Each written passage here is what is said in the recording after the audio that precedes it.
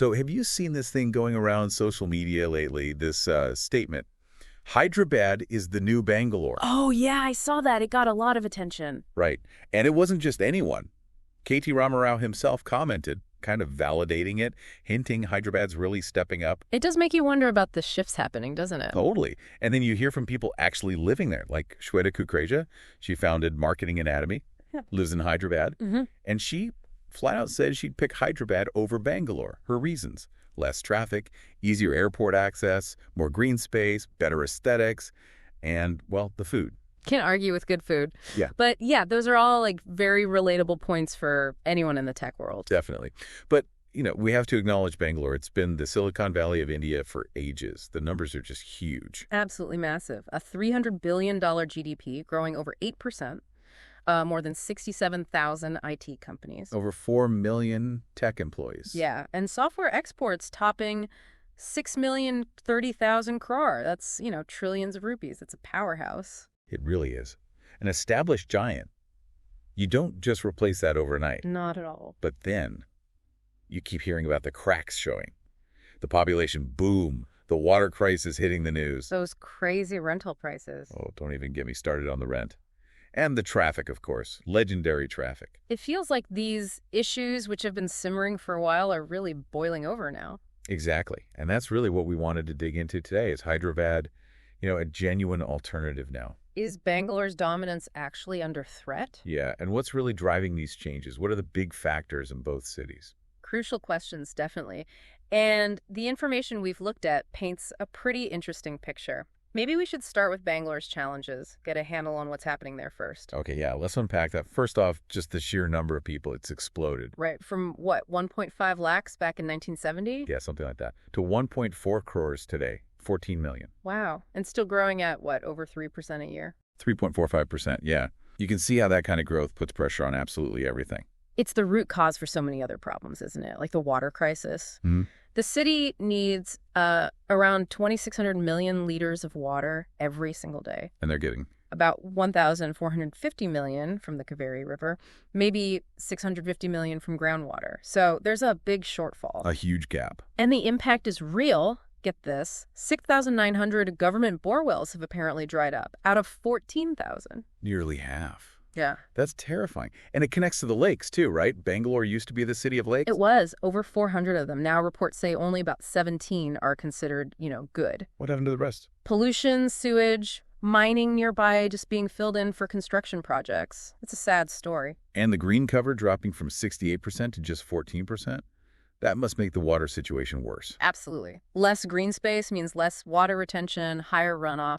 It disrupts the whole cycle. And this has real-world impacts. People are feeling it. Oh, definitely. We saw reports about schools having to close sometimes, hospitals facing issues. Housing societies relying on those expensive private tankers. Yeah, exactly. Yeah. And even companies being asked to let people work from home again just to conserve water. It really shows how quickly things can get strained when a city grows that fast, maybe faster than the infrastructure can handle. Precisely. Which brings us to another big one, housing costs. Especially rent. Oh, yeah.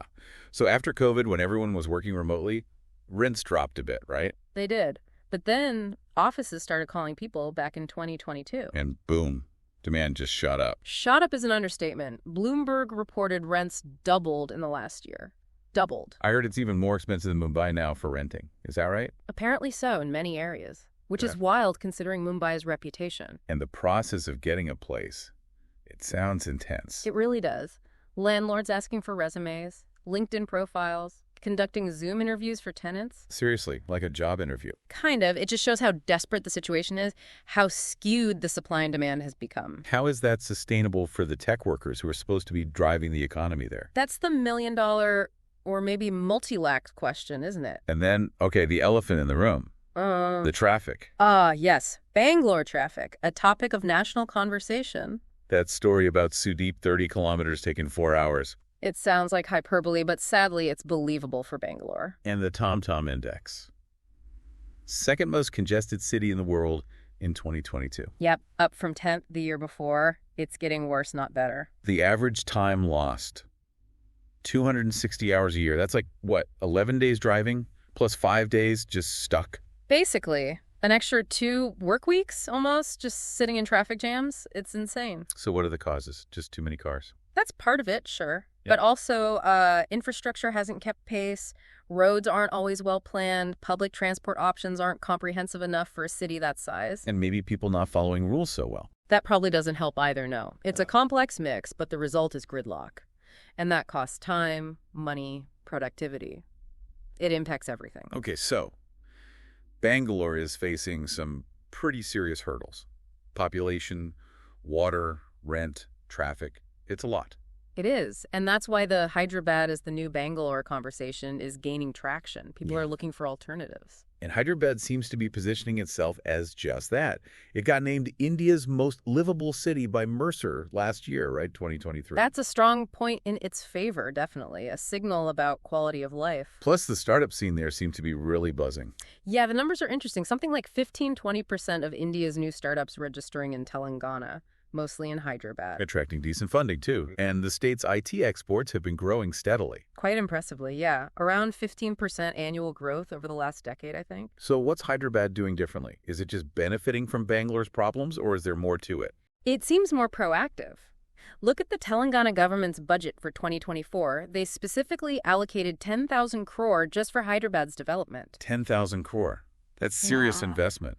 What are they spending it on? Key infrastructure, mostly. Expanding the airport metro link, working on the outer ring road, extending the existing metro lines, even improving suburban rail. So focusing on connectivity. Trying to avoid Bangalore's traffic fade. Seems like it. Better connectivity, more planned residential and commercial areas. And they have this strategy, speed. Speed, what's that stand for? Smart, proactive, efficient, and effective delivery. Basically a promise to get these 19 big projects done on time. Execution is key, isn't it? Yeah. Good intentions aren't enough. Exactly. And look at water management. It seems quite different from Bangalore's situation. How so?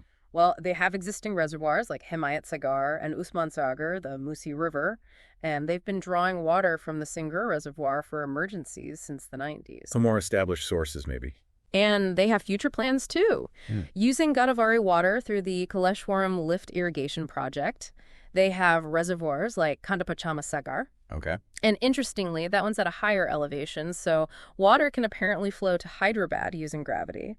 Less pumping needed. This sounds like smart planning, long-term thinking. It does suggest that. Now, Hyderabad has lost lakes, too, historically maybe from 800 down to 150 or so. It's not immune. Right. But the difference seems to be active efforts now to rejuvenate them.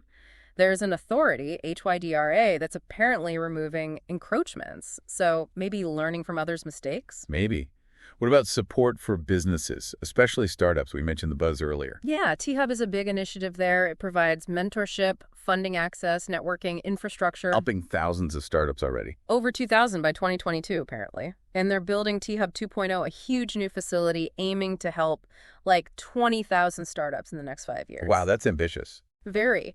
Plus, general government support focusing on ease of doing business, offering incentives like electricity tax rebates, things that attract companies. Well, makes sense. And then there's the cost. That has to be a major factor. Oh, absolutely huge. That Mercer survey from 2024, it showed Hyderabad is significantly cheaper to live in than Mumbai, Delhi, Chennai, and Bangalore. How much cheaper are we talking, like, for rent? Well, the figures suggest you could get a pretty decent flat in Hyderabad for somewhere between $12,000 and $40,000 a month.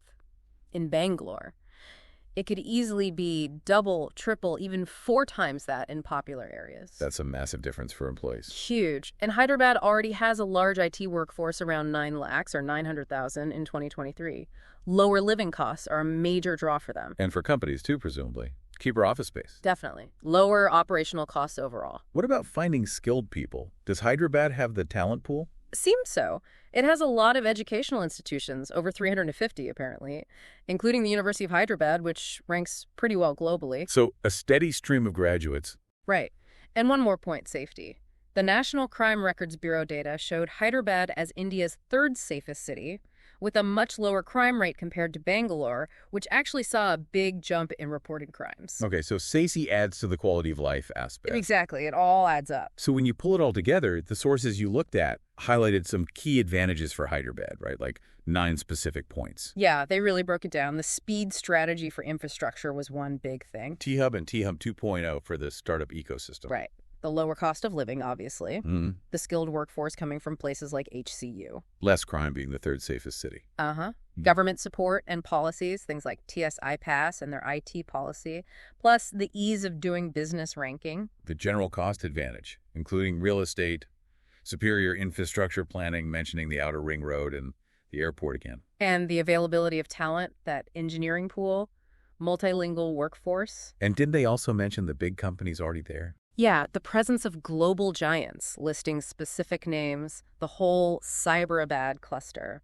Plus, things like a stable investment climate, better quality of life perception, less traffic, better air, strategic expansion plans. Like the GRAD policy, growing beyond the core city. Exactly. And the whole emerging startup ecosystem, with specific incubators mentioned, it's a comprehensive picture. And there was a comparison table, too, looking at them side by side. Yes, across loads of factors. Brand identity, government support again, real estate, traffic, global tech presence, listing key companies in both. Ease of doing business, startup ecosystem strength, quality of life. Educational institutions, talent pool availability, even tracking new office expansions where companies are choosing to grow. Airport connectivity, future potential. Right.